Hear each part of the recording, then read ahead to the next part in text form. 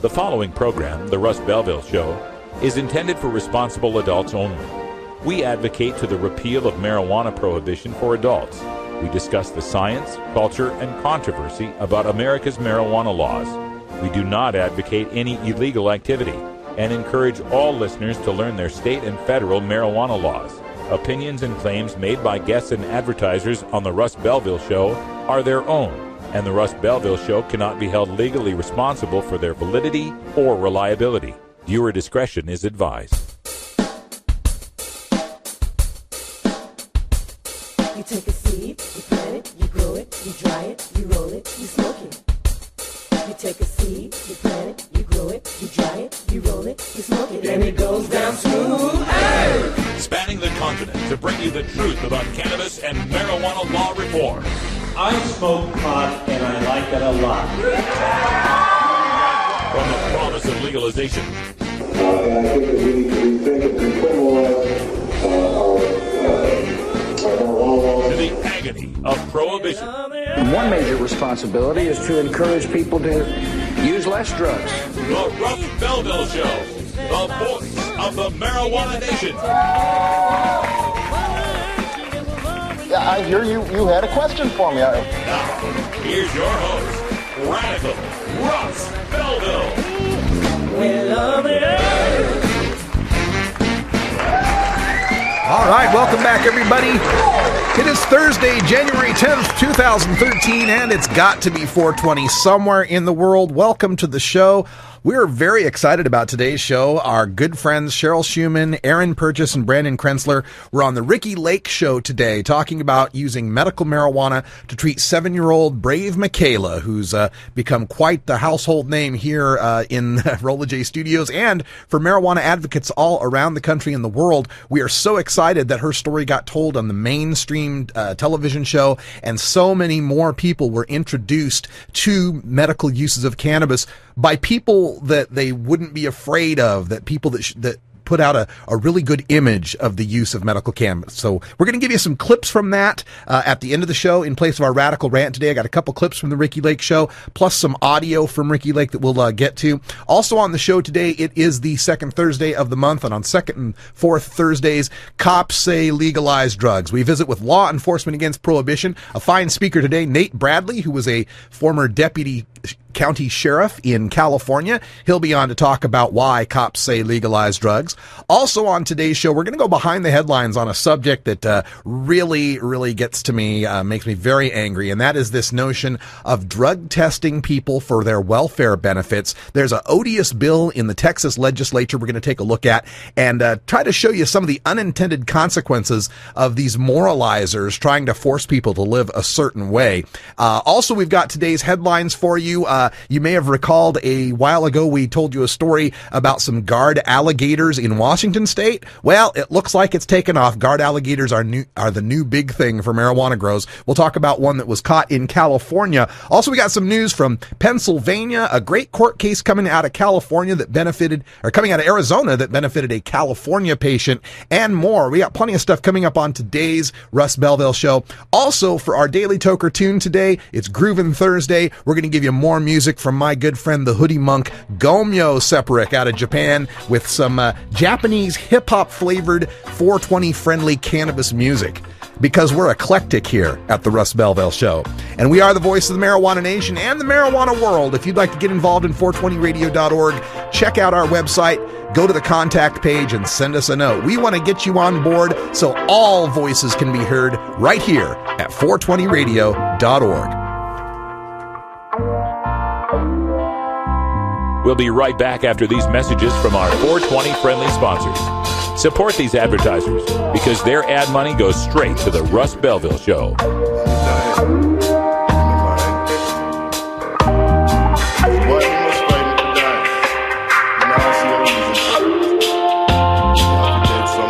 You're tuned into the Russ Belville Show, the voice of the marijuana nation.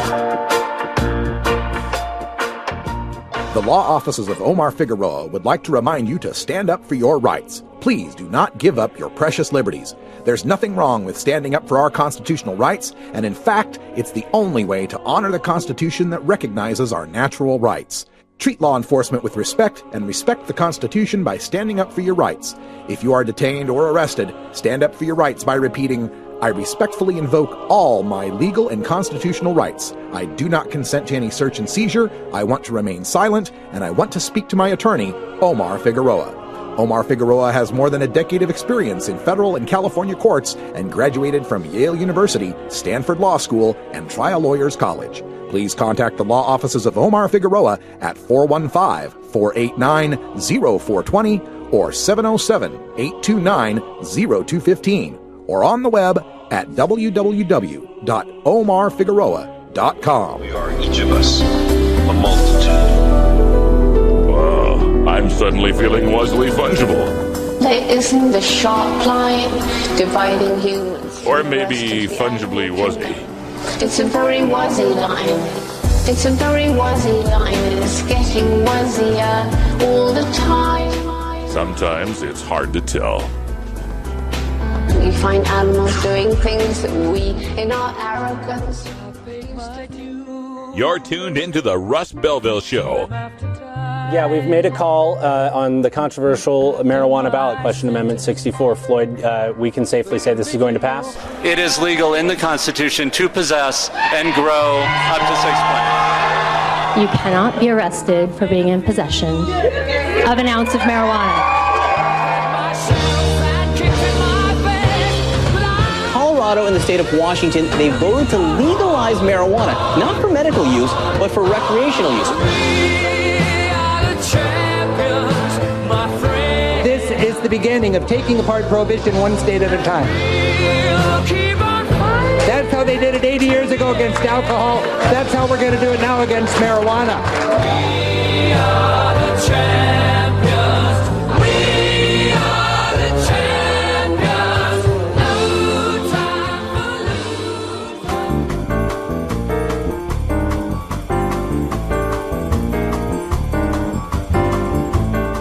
Now it's time for your 420 radio news. I'm Russ Belville. Pennsylvania senator introduces bill to legalize marijuana. This from CBS Pittsburgh. Democratic State Senator Dalen Leach, who represents Montgomery and Delaware counties, announced plans to introduce legislation that would legalize marijuana in Pennsylvania. The bill would legalize marijuana for adults over the age of 21 and regulated just like alcohol is. It would still be illegal to drive under the influence of marijuana, behave badly while publicly intoxicated, or sell pot to minors. According to Leach, quote, like alcohol, legalization and regulation will make marijuana safer. People will no longer have to buy it on the streets from criminals who may have laced their product with other dangerous drugs. People buying legally will know exactly what they are getting and be able to rely on the safety of what they are purchasing, end quote. A press release from Leach's office says that according to the Office of National Drug Control Policy, in 2006, an average year, 24,685 marijuana arrests were made in Pennsylvania at a cost to taxpayers of $325 million. Leach says, quote, each year we not only waste a similar amount, we leave several $100 million on the table in taxes that we do not collect because marijuana is illegal rather than regulated and taxed. Governor Cuomo calls for reform. Marijuana arrests that stigmatize and criminalize must end now. This from HuffingtonPost.com, written by Gabriel Saya. In his State of the State address on Wednesday, New York Governor Andrew Cuomo made a passionate call to reform New York's marijuana possession laws in order to reduce the enormous number of unlawful, biased, and costly arrests. The governor noted the discrepancy in the law between public and private possession of marijuana and proposed standardizing the penalties for possession of small amounts. After citing the harmful outcomes of these arrests, like racial disparities, stigma from criminalization, and fiscal waste, the governor made a forceful call for immediate reform. Quote, it's not fair, it's not right, it must end, and it must end now, end quote. In calling for reform, the governor enjoys broad support from community groups, faith and civil rights organizations, parents, young people, drug policy reformers, and law enforcement, including New York Police Department Commissioner Ray Kelly, all 5 New York City district attorneys, Rochester Police Chief James Shepard, and others. Arizona ruling orders the return of medical marijuana. This from the San Francisco Gate. An Arizona appellate court has ruled that Yuma County Sheriff must return marijuana that was seized from a woman with a California medical marijuana authorization honored by Arizona. The Court of Appeals ruling Thursday says medical marijuana seized from Valerie Oken must be returned to her because Arizona's medical marijuana law allows people with medical marijuana authorizations from other states to legally possess marijuana in Arizona. The marijuana was found in Oken's vehicle at a Border Patrol checkpoint near Yuma. State drug charges against her were dismissed after she showed she had authorization under California's medical marijuana program. The Arizona court declined to consider prosecutors' arguments that the federal drug law invalidates Arizona's medical marijuana law.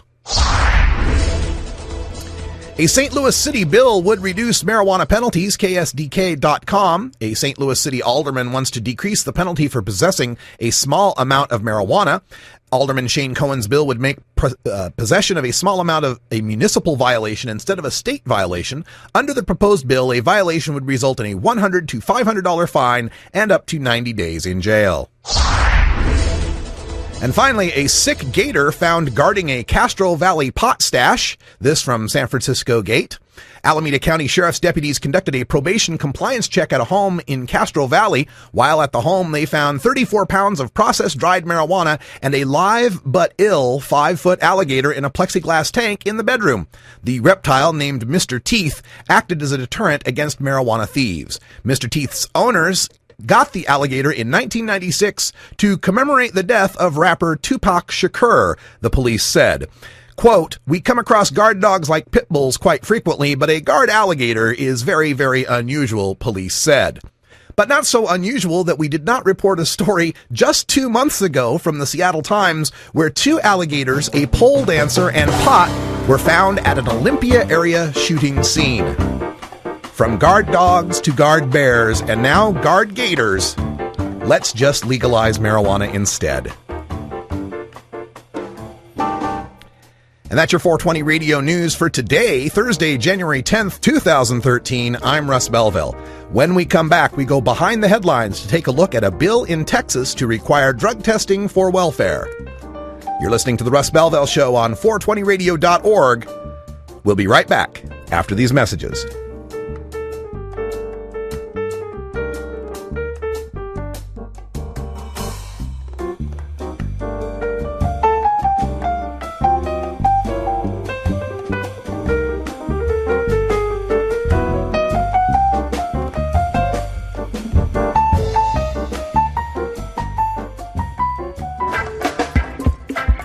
I'm Subcool from Team Green Avenger.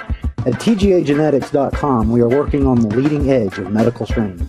Our strains are rigorously tested for THC, CBD, THCV, and other critical cannabinoids. Know your grow. Check out our genetic diversity at TGAgenetics.com, the home of Jelly Bean, Jack the Ripper, Vortex, and other award-winning cannabis strains. Respect the law, but know your rights. And share if you can. Ask me any question, I'm gonna plead the fifth. Unless you asking me if I wanna smoke a spliff, then I'll be coming over. I'm gonna take a lift. You know I'll leave you feeling like you got a touch of the gift. Yeah. Brian the Red, and you're listening to 420radio.org. So get a little irie.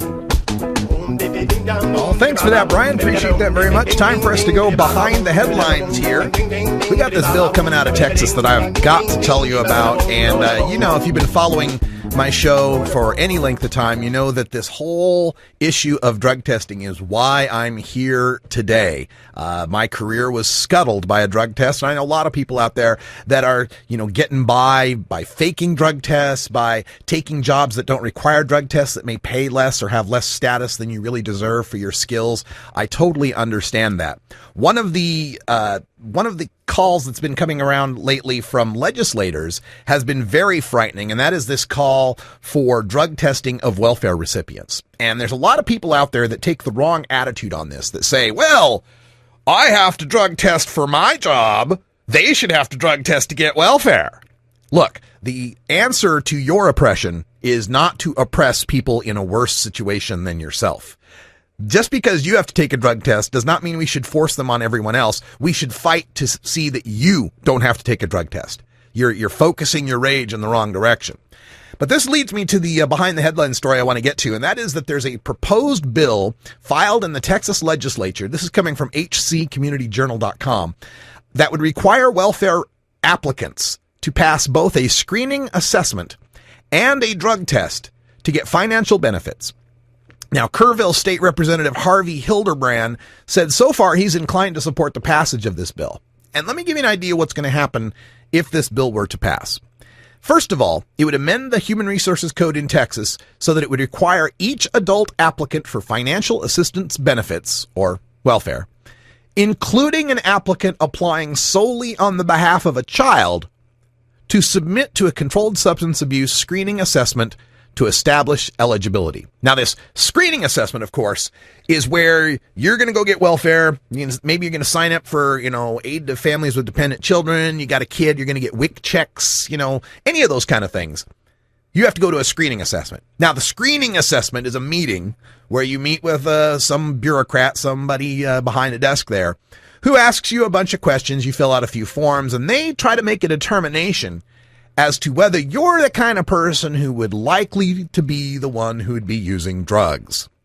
Now, if you are thinking that the government of Texas and the bureaucrats running it would be absolutely fair and balanced and transparent in who they might perhaps choose to submit to the drug testing, then you have more faith in the human condition than I do.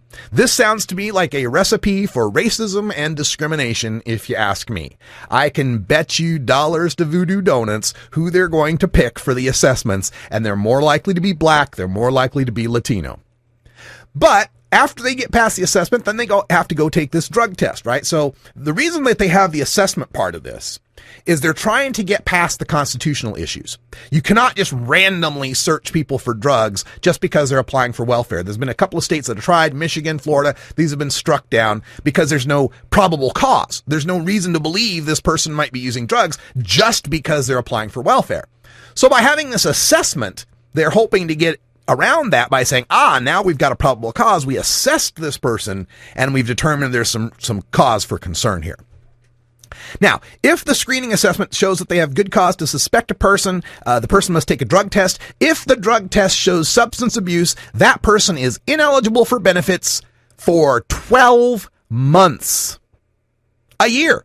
No benefits for a year. Because you know what would happen, right? Somebody wants to go get some welfare, maybe to help pay their bills at the house, maybe to help eat, maybe to feed their kids. And when they go get the assessment, they have to go take the drug test. They fail the drug test, and you say you don't get welfare for 12 months.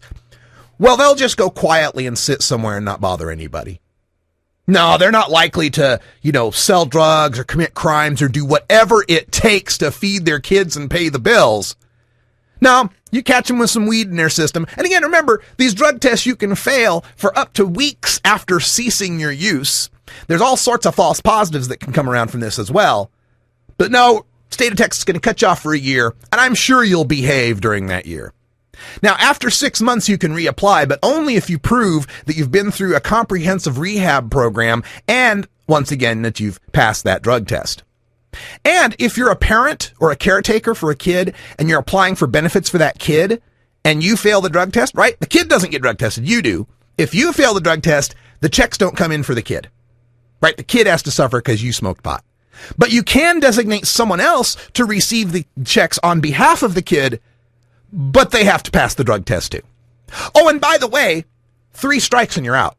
If you fail your drug test 3 times in applying for welfare in Texas, if this bill were to pass, lifetime ban for welfare. Lifetime ban for any sort of help.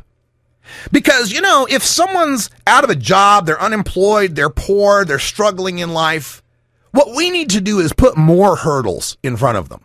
What we need to do is to make sure it's much, much more difficult to pay the bills and to feed their family. And let's make them so desperate that they're willing to turn to crime. They're willing to turn to anything it takes to stay alive. These legislatures, they have all these moral values that they want to apply to people, and they don't stop to think of the unintended consequences. It's going to cost them far more to implement this than any money they'd ever save. And besides that, it's just wrong. Very wrong. You're either going to help people or you're not going to help people. Judge not lest ye be judged. You know, we keep saying this is a Christian nation. I would love to see us start acting like it. Have you ever met that funny reefer man? A reefer man. Have you ever met that funny reefer man? A reefer man. If he said he swam to China, he would sell you South Carolina. Then you know you're talking to that reefer man.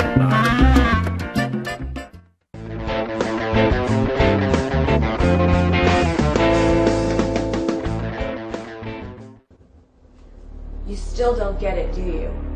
Alright, let me make this as clear as I possibly can. This is your brain. This is drugs. This is your brain on drugs.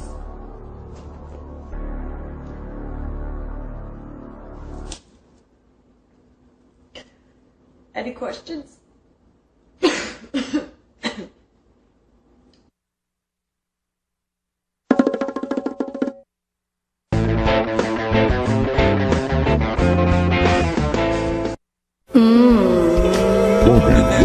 I like it like that. Well, I don't know what you can do, but what we can keep the funk alive. That's right, baby. We're keeping the funk alive right here at Big Daddy Fink's Funky Roller Ring, your groovy home of soul, funk, and disco. So join me, Big Daddy, every Thursday night at 11 Eastern, 8 Pacific at the Funky Roller Ring, where every night is Saturday night.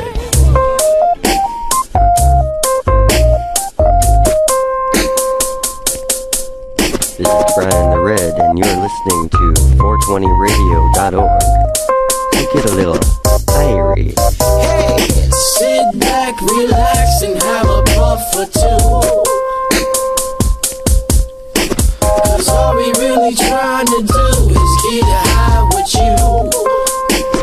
That's just how we do. Sit back, relax, and have a puff or two. All we really trying to do is get high with you. That's just how we do.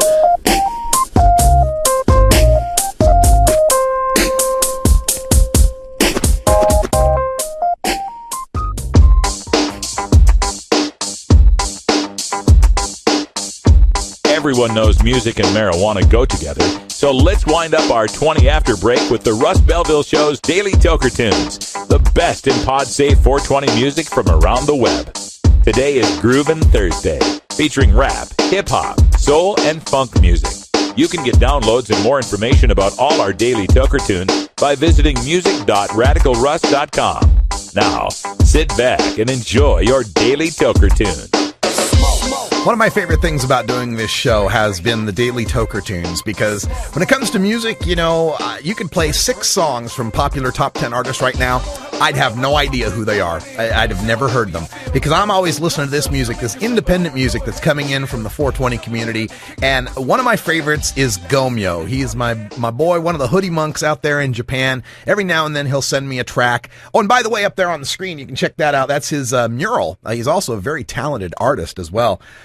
But Gomyo sends me a track from time to time. I like to play these tracks just to get some independent artists out there, get some new favorite tunes of our own. If you know of any bands or any tunes that would be great to play here on our Daily Toker Tunes, they usually got to be unsigned pod-safe artists. But if they will give their rights to us to be able to play and allow for download their tunes, we would very much like to promote their work. That's what 420 Radio is all about, is us being a community, and this being the hub, this being the distribution, if you will, for all of our art, all of our opinion, all of our news. So go to our contact page at 420radio.org/contact. If you look in the little subject drop down, you can find all the different music genres. If you got something reggae, it'll go to Brian. If you got something rock, it'll go to Herb. Most of the rest of the stuff comes to me. If you know of a band, just send the MP3s to us.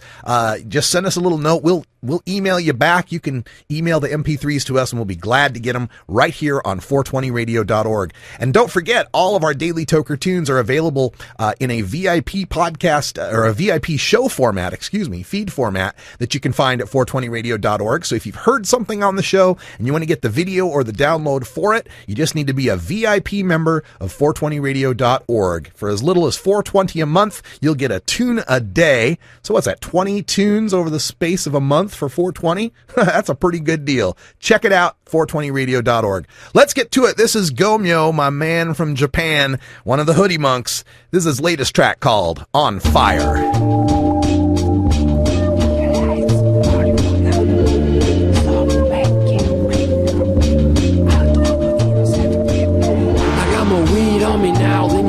Ever seen in your life, and I tell you something else, we're gonna smoke it all tonight, cause I never take it home, that's the heat zone, won't get ratted out if I only smoke alone, but I'm a much friendlier smoker, I'm not a solo toker, and I'm quick to share a chalice with a joker playing poker.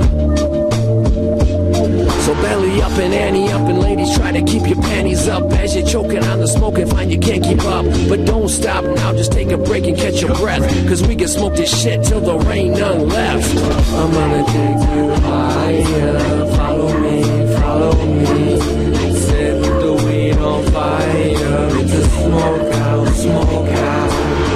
gonna take you higher, follow me, set the weed on fire, it's a smoke out.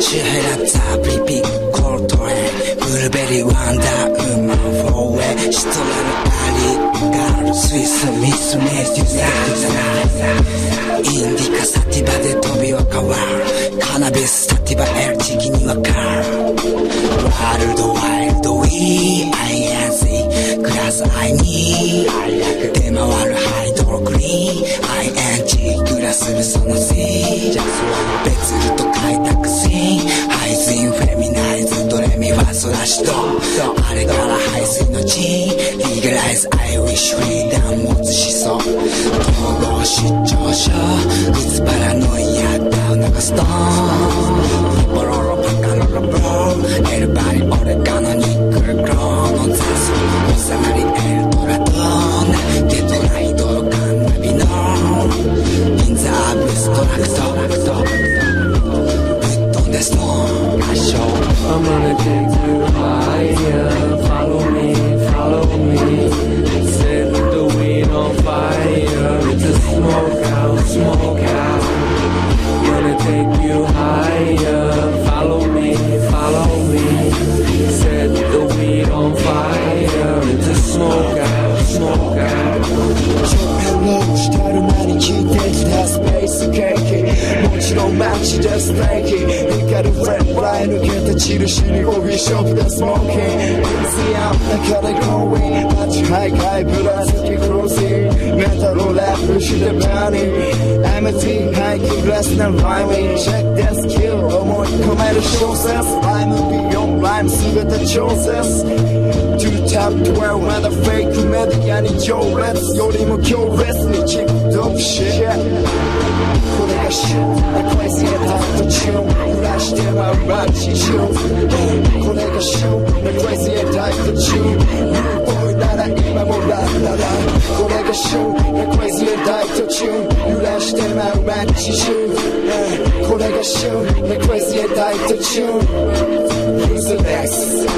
Just got back from Nimbin with some Neville's haze during my edibles phase. Back in New South Wales, I'd be frying up some bacon and eggs for my supper. You Gus really appreciate the ganja butter. Leave my mates Alan Bong and Kerry Packer. You can find me 3 a.m. stoned alone at Macca's. A true posthumous. I sample me session and get fucked up facial expressions like Matt Preston. But these days you wouldn't even think I got an e-cigarette with my hash or tincture. Never like to buy red beer, especially from the plain clothes. That shit's not getting anywhere near my volcano. Indicas get my eyes so fucking red. In the daytime I prefer some nice Nambucca heads. There was this skunk and that skunk was all the same. But now the UK cheese has really changed the game. I know this Kiwi posse, all they do is spots. This one day I really had a lot of things I needed to do. But I thought, yeah, now. Couldn't leave the house cause I was glued to the couch. You told us to do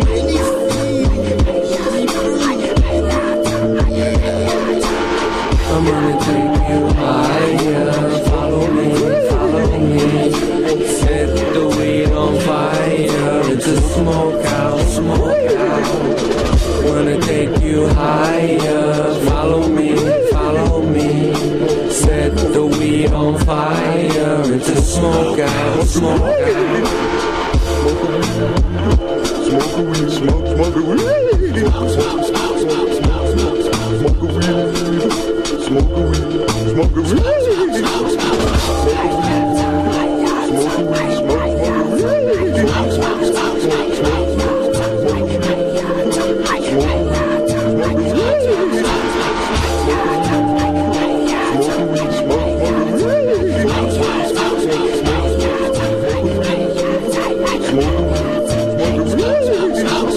Now that we've gotten higher, and with Prometheus's gift we set the holy weed on fire. It's time to maintain the status of the brain, and from the state never retire. So sit with me in the smokearium until the smoke clears, looking at the planetarium, or actually the inspiration for the installation. They're the stars, let's go stare at them and visualize the inner workings of the mind, so we can understand what it is we do and why, and how the dialogue we make inside our head when we're awake is really a colossal waste of time.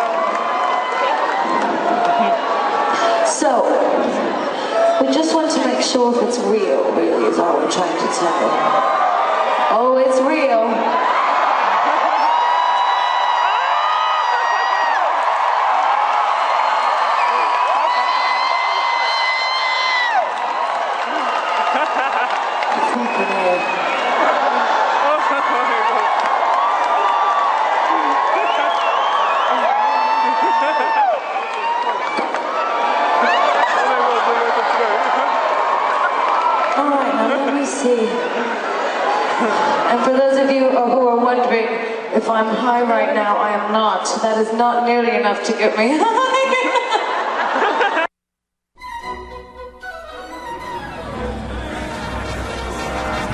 Yar! There be pirates here! Har, har, har, har, har.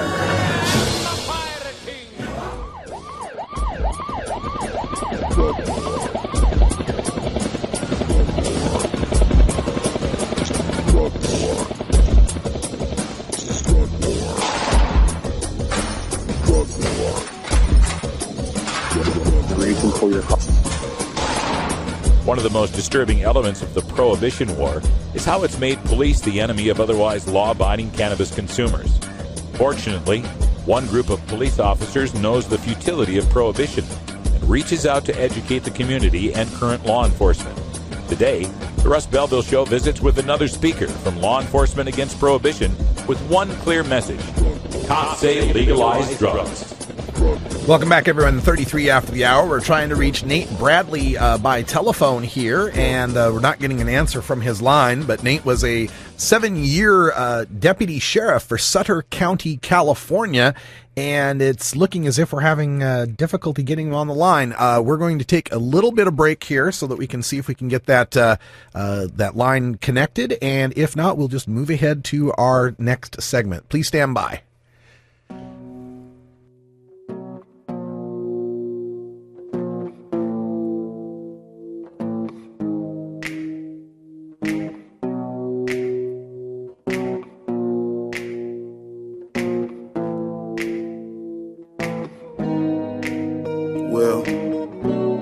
See a bright shining future for the ghetto youth of America.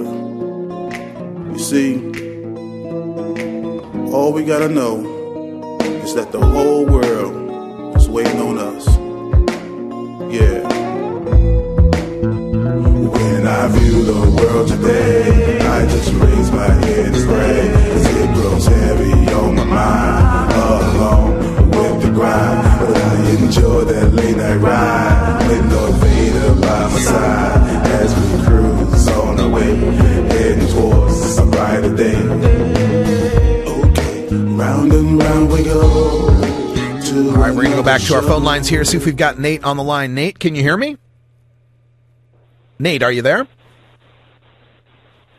Nope, I'm afraid we're not able to get Nate on the line here for the moment for today's show, but that's okay. We'll get Nate back on a future episode. Must have been something getting our schedules crossed, but we'll have him back as soon as we can. When we come back, we'll have a little bit of extra time to talk about the most important show that was on television today, the Ricki Lake Show. That's probably the only time you'll ever hear me utter that sentence. But brave Mykayla's parents, Aaron Purchase and Brandon Krensler, were on the show today, along with our good friend Cheryl Shuman from RFMK. And we'll give you some clips from that and talk a little bit about it when we come back.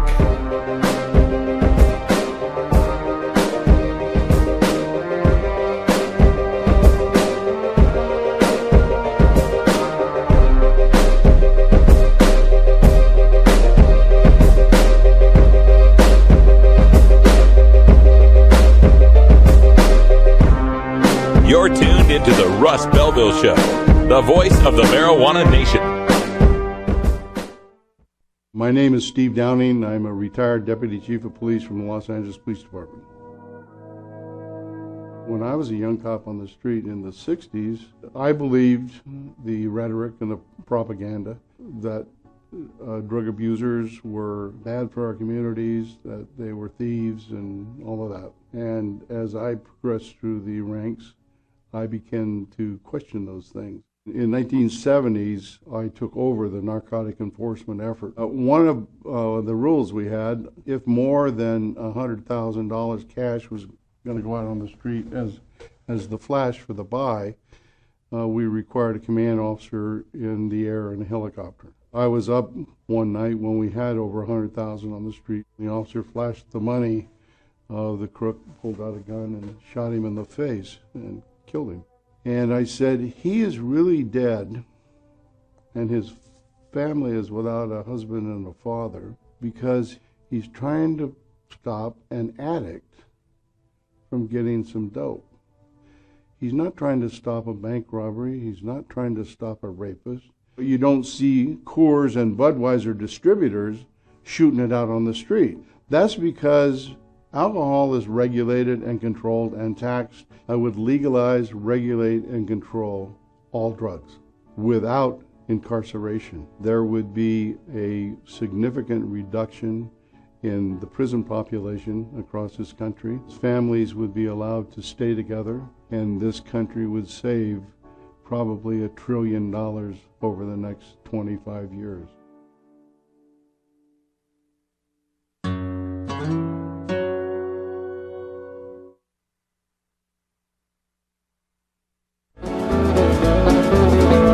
Almost busted in Laredo, but for reasons that I'd rather not disclose. I smoke pot, and I like it a lot. Hi, this is Willie Nelson. I learned a long time ago that marijuana is a lot safer to use than alcohol. There's absolutely nothing wrong with the responsible use of marijuana by adults. It's time we stopped arresting and started respecting responsible marijuana smokers in America. And to learn what you can do to help, please contact NORML at www.norml.org or call toll-free at 888-67-NORMAL. The show was long and we was just sitting there, and we'd come to play and not just for the ride. You want answers? I'm as mad as hell, and I'm not going to take this anymore. You want answers? You have offended my family. I think I'm entitled. You want answers? I want the truth. And you have offended a Shaolin temple. You can't handle the truth. Surely you can't be serious. I am serious. And don't call me Shirley. Radical Rant. Welcome back, everybody. Earlier today, during the Toker Tunes at 2, I played a little picture-in-picture of what was going on Right here on K2, our local ABC affiliate, the new Ricki Lake Show was doing a feature on kids and cancer, and the whole first half hour was dedicated to the use of medical cannabis for the treatment of cancer. Specifically, brave Mykayla Comstock, the 7-year-old girl who's gained national and international notoriety here in Portland, Oregon, for her parents' decision, Aaron Purchase and Brandon Krensler, their decision to use medical cannabis in an oil form, in a capsule, to help her deal with these symptoms and the chemotherapy that she's having to go through. They were fantastic on the show. If you get a chance to see it in replays, go to rickylakeshow.com, whatever, and see it if you can, because it's one of the best representations of medical cannabis and cannabis users that I've seen on a mainstream television show. And, you know, of course, I'm biased because Brandon and Aaron have been on our show. They've been on A Different View. In fact, we've got a clip from A Different View with their interview with brave Mykayla, with the little girl herself. She wasn't, you know, on Ricki Lake's show, so I guess we've got that on her.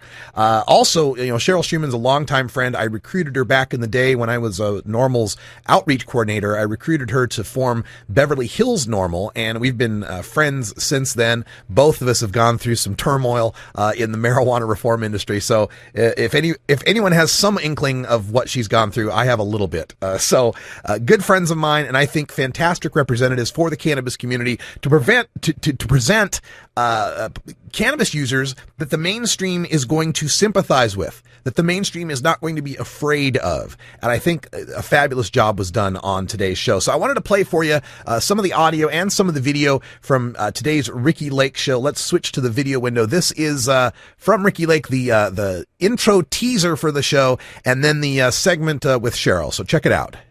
On the all-new Ricki Lake Show, how far would you go to save your child's life? When my daughter got cancer, I knew she needed cannabis. Many at home would be asking, but is she getting high from it? What would you risk to hear for the first time medical miracles on the all-new Ricki Lake Show? So you were being treated with morphine and other major opiates. What was the feeling like versus what it's like treating yourself with cannabis? I was taking 27 different pharmaceuticals. I was on an intravenous morphine pump, and most of my medication was administered intravenously. I was basically a vegetable. I had a colostomy, I had a catheter, I couldn't go to the bathroom by myself, I couldn't shower by myself. By using alternative treatments with cannabis oils, cannabis juices, within 90 days, I was not only able to walk and talk again, but I'm working full-time and have a number of companies that I work with and represent in developing products to treat cancer patients. So can I ask for, that's amazing. We have some video of you, Cheryl, during one of your many hospital visits. Let's take a look at that. So I'm here, my back is really killing me and they can't give you the pain medication. They've had me on morphine here for several days. Got me in the wheelchair. That's my gallbladder over there, and liver. I really want out of the hospital.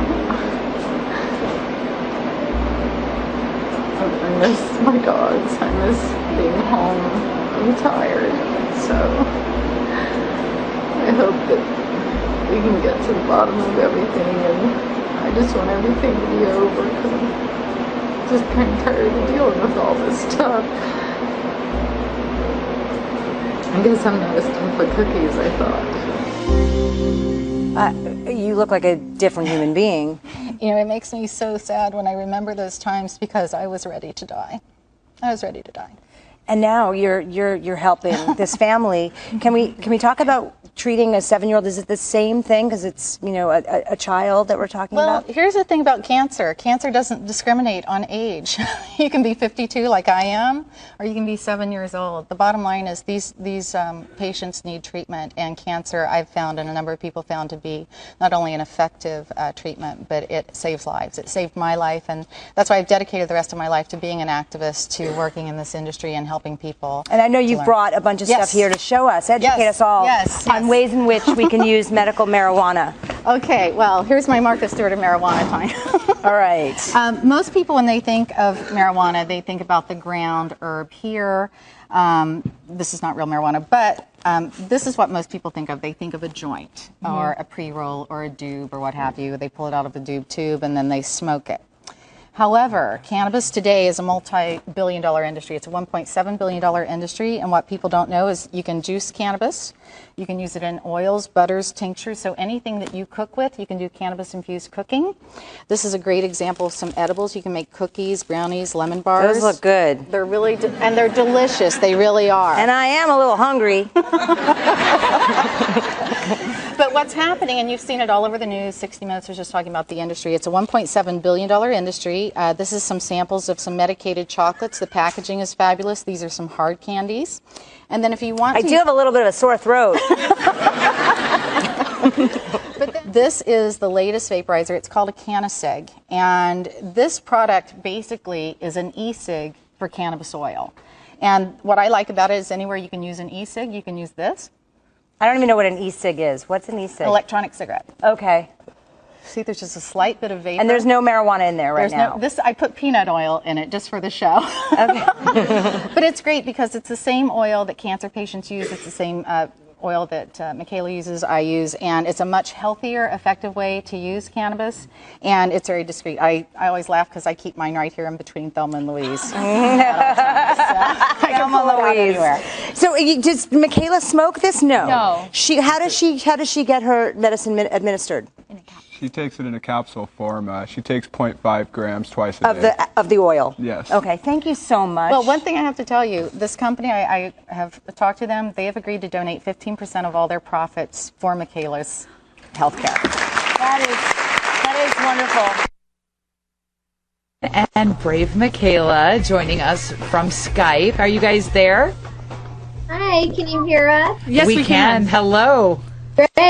Thanks for having us. Thanks for staying up late, Mykayla, to talk with us. How are you doing? Good. Good. Good. I love your hat, by the way. Yeah, we were checking out your hat. That is adorable. I got it for Christmas. You got it for Christmas? Awesome. I wish Santa had brought me something that cool. You do. So, Erin, how are you doing? How are you holding up? You were just recently on the Ricki Lake show. Tell us a little bit about that experience. Being on the Ricki Lake show was awesome. It was great to be able to speak for the cannabis nation in the mainstream news and tell them how it helps us, because ultimately that's the word that we need to get out there so that people can know that there is something out there that can benefit them and help them through all sorts of different illnesses. So it was a great experience all the way around, and I'm excited for the show to air and for everyone to see it. When does it air? Can you tell us that date? It airs on January 10th, and you can go to the Ricki Lake website to see what station it airs and what time in your area, because it varies on what area you live in around the country. And is that website, is it just rickylake.com?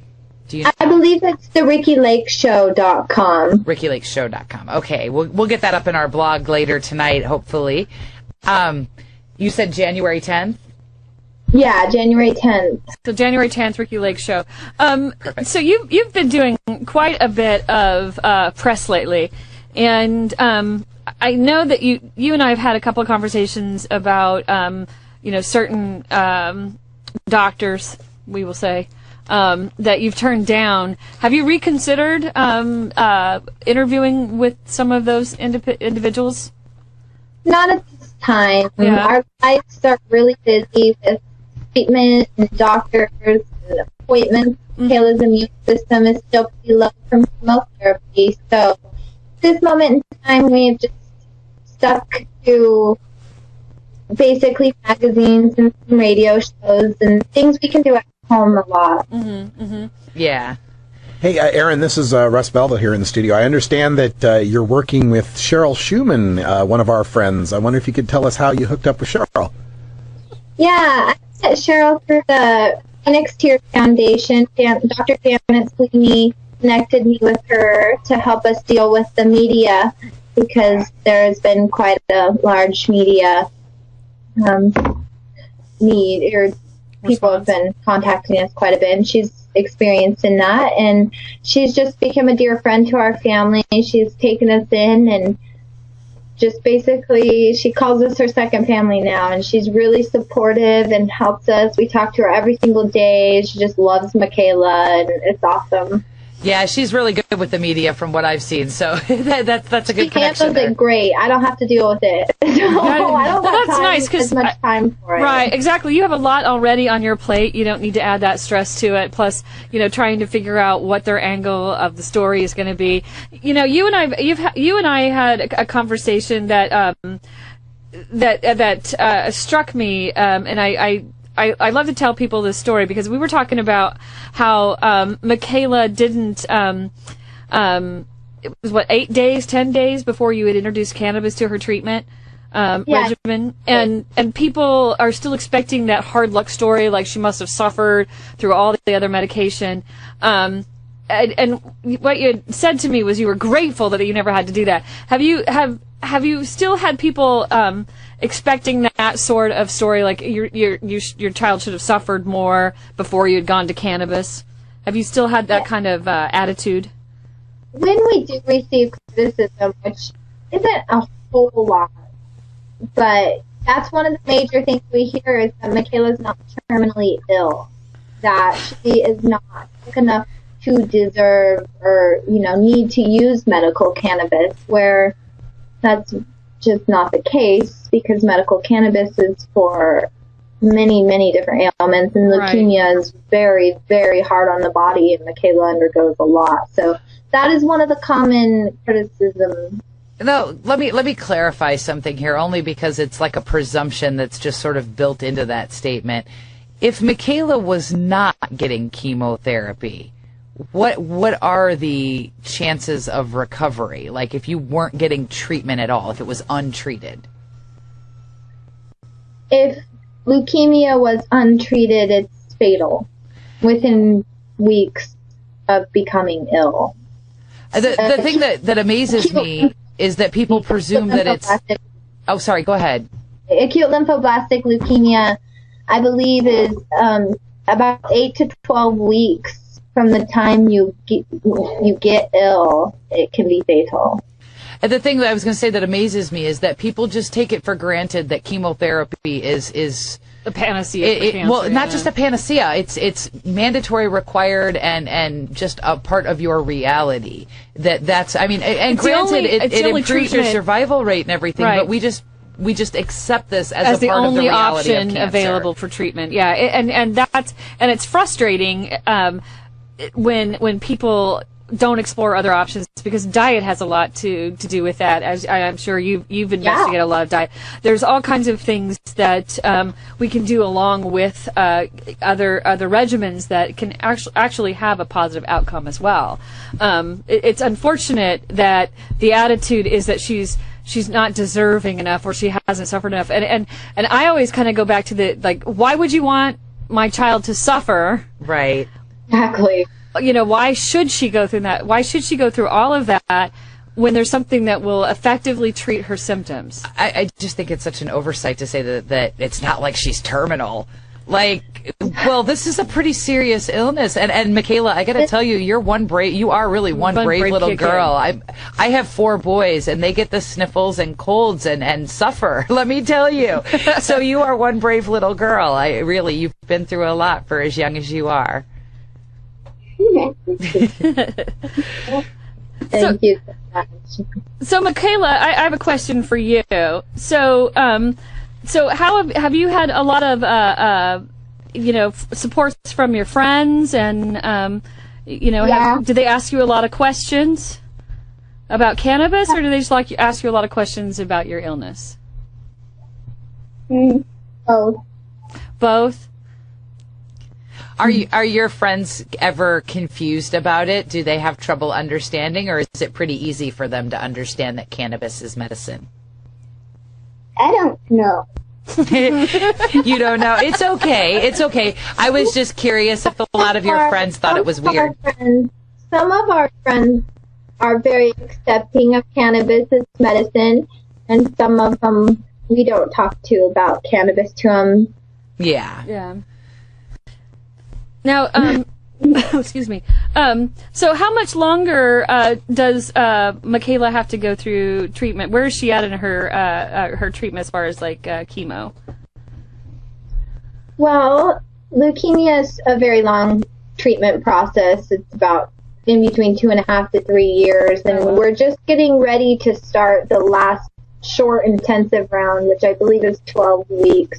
So the end of February or the beginning of March, she'll be going on maintenance chemo, which after she enters that, she'll be on it for 2 more years. So probably about 26 months, 27 months left of chemotherapy. And can you describe for us some of the side effects that she's been experiencing? Yeah, Mykayla, luckily we don't experience a whole lot of side effects, but she obviously suffers hair loss, and she's had some skin rashes from the toxicity of some of the drugs, and the chemotherapy drugs have taken a toll on her liver, and that is apparent now just through labs and things like that. She's had minor bouts with nausea, and she had some pain in the beginning, like some leg pain. But most of all, we don't have a whole lot of symptoms. She's a very happy girl most every day. Well, that's a relief to hear. And you feel that the cannabis treatment that you have her on has been effectively treating her side effects? Great, yeah, it works awesome. We don't have to use pain relievers, no Tylenol or Benadryl, and she doesn't take her anti-nauseas unless she starts puking, and we can't stop it with a ginger candy, which is very rarely. So she just really doesn't take a lot of medication, which shows that it's working. Right. And for our listeners who haven't maybe followed this story as close, Mykayla takes cannabis in an oil capsule, right? Like a coconut oil or something like that inside a capsule, and also the tea, correct? She takes the oil in a capsule, and she takes coconut oil prior to taking the oil. It transports the oil through it metabolizes the oil better. She also juices. We do raw cannabis juicing, and she eats medibles, and we also have tinctures, things like that. So she gets cannabis in various different ways. Now, Erin, how is her pediatrician and she sees a pediatrician oncologist, correct? Yeah. And how has that doctor's attitude been towards you treating her with cannabis? Have they been cooperative? Have they been resistant?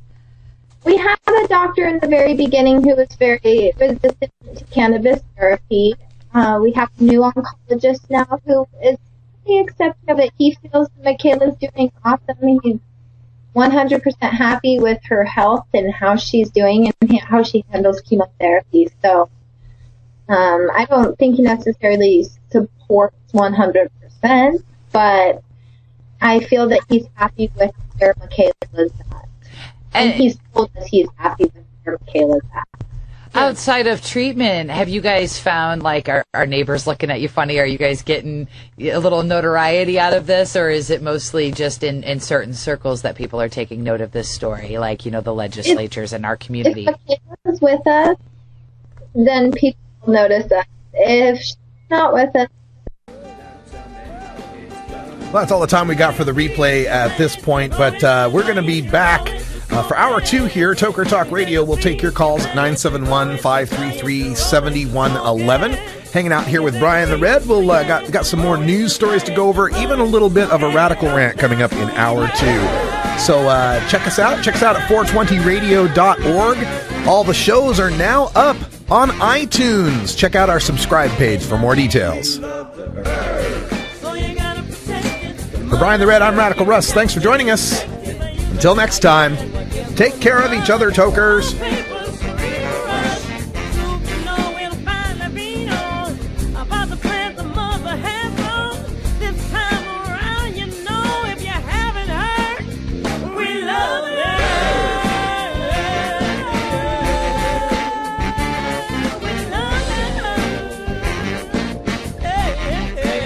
This is the Russ Belville Show. The Russ Belville Show is blogging and podcasting daily at RadicalRuss.com. You take a seed, you plant it, you grow it, you dry it, you roll it, you smoke it. You take a seed, you plant it, you grow it, you dry it, you roll it, you smoke it.